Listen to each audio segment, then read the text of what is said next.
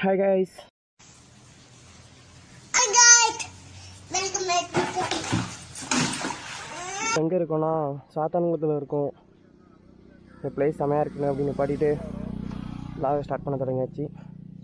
இன்றைக்கி நம்ம எப்படியும் இந்த பைக் பேரை வந்து டைசன் R15 நாங்கள் வந்து டைசன் வச்சுருக்கோம் பேர். இந்த பைக் பேரை தான் பார்த்துக்கோங்க. நான் என்ன சொல்ல போக போக இன்னும் அடுத்தது வாக் பண்ணுறேன். என்ன வேறு இன்னும் மைக் வேறு இன்னும் வாங்கலை எதுவுமே. ஸோ மைக் வாங்கின பிறகு கிளியராக இருக்கும் விலாகு. அது வரையும் மியூசிக் போட்டு அப்படியே தான் மெயின்டைன் பண்ணி விலாக் போடுறேன். கொஞ்ச நாளைக்கு தான் இப்போ வாங்கிடுவேன். அப்படியே கம்மிஷனில் வாங்கின பிறகு அதை வச்சு பண்ணலாம். இடம் வேறு லெவலில் இருக்குது. ரோடு ஃபுல்லுமே மரம். அப்படியே நம்ம பைக்கில் உட்காந்துட்ருக்கோம். வேறு லெவலில் இருக்குது. ஓகே போகலாம்.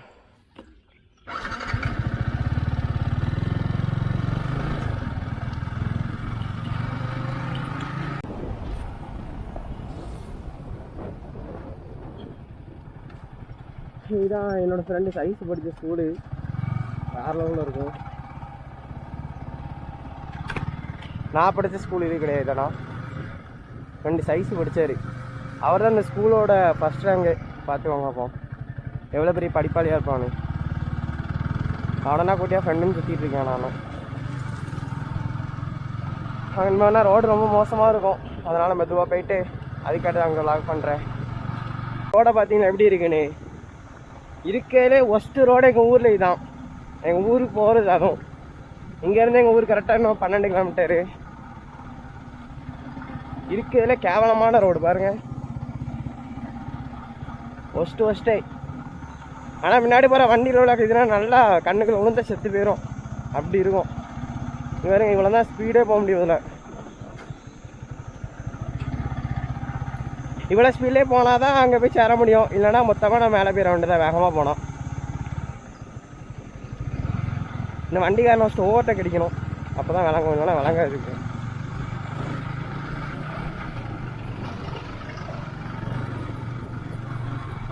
வண்டிக்கார வேணும் குறுகுறுன்னு பார்க்கலாம். எங்கள் ஊரில்னா இப்படி யாருமே விளாக்னா பண்ணவே மாட்டாங்க. ஃபஸ்ட் டைம் சும்மா நான் ஆரம்பித்து பார்த்தேன். நல்லா தான் இருக்குது. அப்படி இதே பண்ணலாம். போகிற வர எல்லாருமே ஒரு மாதிரி தான் பார்ப்பாங்க. ஆனால் கூச்சப்படக்கூடாது. கூச்சப்படாமல் இருந்தால் வேறு லெவலில் வரலாம். நிறைய பேர் நிப்பாட்டி வேறு கேட்டாங்க. இது வரையும் 2-3 பேர் நிப்பாட்டி வேறு கேட்டாங்க, என்னது இது கேமரா ஃபிக்ஸ் பண்ணிட்டு போகிறீங்களா அப்படின்னு.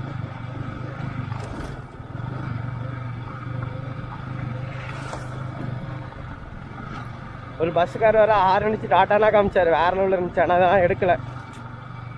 அந்த டைம் நம்ம ஏதாவது ஒரு டைம் எடுக்கணும்னு நினைப்போம். அந்த நேரம் பார்த்து எல்லாத்தையும் ஆஃப் பண்ணி வச்சுருப்போம். இருக்கையில் அதான் சரியான கடுப்பான டைம்.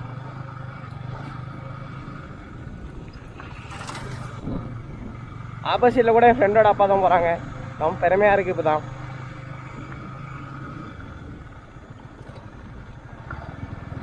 இது கிளியராக கேட்கும்னு நினைக்கிறேன். கேட்குறேன்னா இந்த விலாகையும் கட் பண்ண வேண்டியதாக ஆயிரும். அப்புறம் பிறகு அடாப்டர் வாங்கணும். ஆனால் அந்த ஹெல்மெட்டுக்குள்ளே எல்லாமே ஃபிக்ஸ் ஆகி தான் வச்சுருக்கோம். இன்டர்காம் எல்லாமே வச்சு மைக்கெலாம் ஃபிக்ஸு தான் இருக்குது. ஆனால் அந்த அடாப்டர் மட்டும் ஒன்று வேணும் எங்களுக்கு.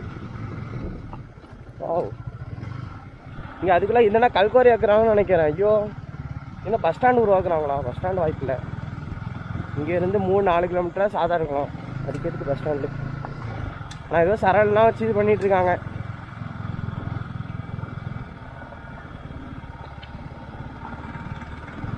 ஆப்போசிட்டாக வர பெரிய வண்டி வருது. 5 ஸ்டார் முட்டாய் வண்டி இருக்குமோ? அதனால பெட்ரோல் வண்டி சும்மா சொன்னேன். என்னென்ன சொல்றோம் பாருங்க. கம்பி கட்டுற கதையெல்லாம் எடுத்து போடுறாங்க.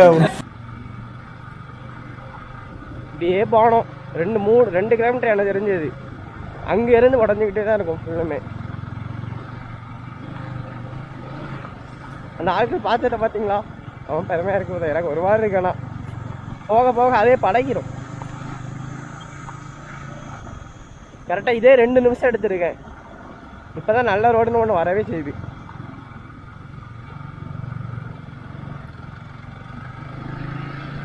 இவெல்லாம் 2ஆம் கீரில் உருட்டினோமா இன்னும் அடுத்த கொஞ்சம் நேரம் பறக்கணும்.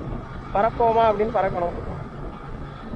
இங்கேருந்து வா மச்சான், பறக்குறோம், பறந்தே ஆகுறோம், பறக்குறோம். ஓகேவா? இதுவுமே பல மாதமாக இப்படி தான். நிறைய பாலம் போடுறேனுங்க பாருங்க. இதெல்லாம் ஃபுல்லாக எங்கள் ஊர் பக்கத்தில் தான். சரிங்க, பாலம் போடுறேன்னு பல மாதமாக இப்படி தான். எல்லா பஸ்ஸும் எல்லா வண்டியும் இப்படி தான் போகணுங்க.